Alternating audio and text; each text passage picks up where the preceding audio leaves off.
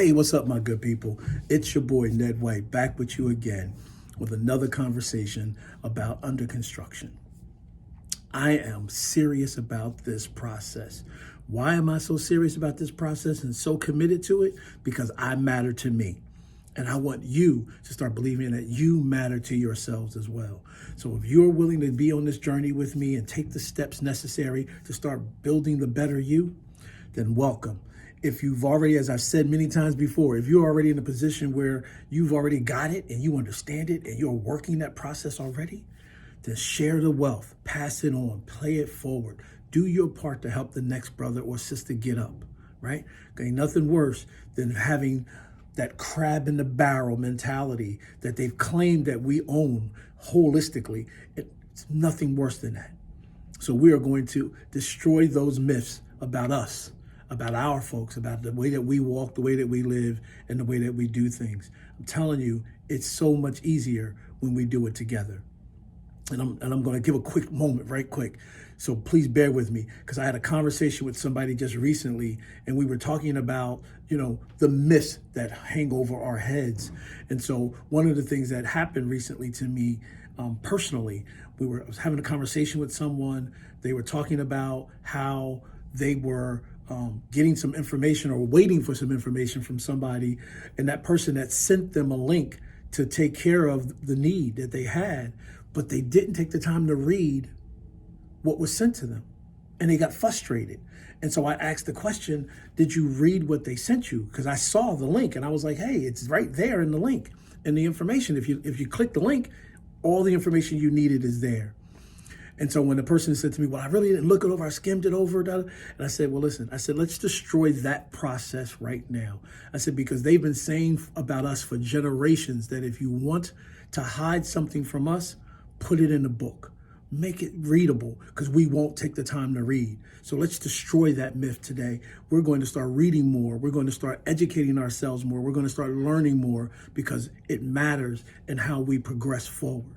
All right. So let's no longer be stereotyped that we don't read. All right. Let's pick up a book, pick up a newspaper, whatever it is, start advancing our vocabulary, start building who we are, and start building this thing called the brain by reading and then taking more information.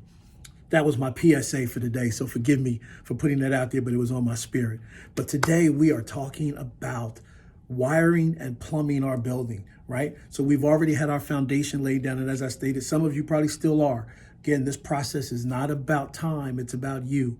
So the foundation is in place. We've talked about that. We've talked about the framework. What is this house going to look like? What are the rooms going to be? How are we building the space in here for ourselves? What's my space look like, right? Is it for me? Or am I building a space that's conducive for others to be a part of this with me? However you do it is up to you, but make sure that you're in control of how it looks. So now that we've got the framework in place, today we're talking about the wiring and the plumbing, right? How do I run my wires? What needs more electricity than the other? Where am I running my pipes, my water lines, my return lines? All of that stuff is important and crucial in our homes, right? When we're building houses. In this property, it's also very important to make sure that I know who I'm wired to. Who am I connected to, right? Because when we talk about electricity, it's all about current. And a current goes and comes back. So as I'm connecting the folks, as I'm wiring myself to people, making sure that there's a symbiotic relationship with somebody, that when I'm sending energy, that I'm getting back the same level of energy. I don't ever want to connect to a dead battery. I don't ever want to be hardwired to a generator that doesn't work or is falling apart or doesn't really have the means to meet the need.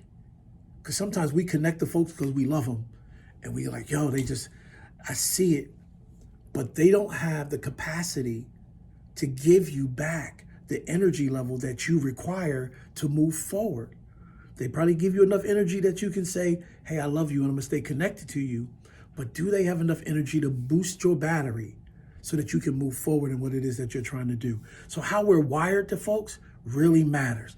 That network is important to us. So make sure that you are connecting to and that you are wiring yourself to the folks that has the same level of energy or a greater level of energy so that they can increase your capacity to grow, right? And when it comes to the plumbing, right? Plumbing is important, right? We all need water. We all need to have access to water. We all need to make sure that your pipes are clear and clean. Same thing with the relationships that you're building and the relationships that you're having in your network circle. You don't want to ever have drain pipes that are old and corroded and falling apart because it doesn't benefit you, right? It's just actually, it slows down your productivity.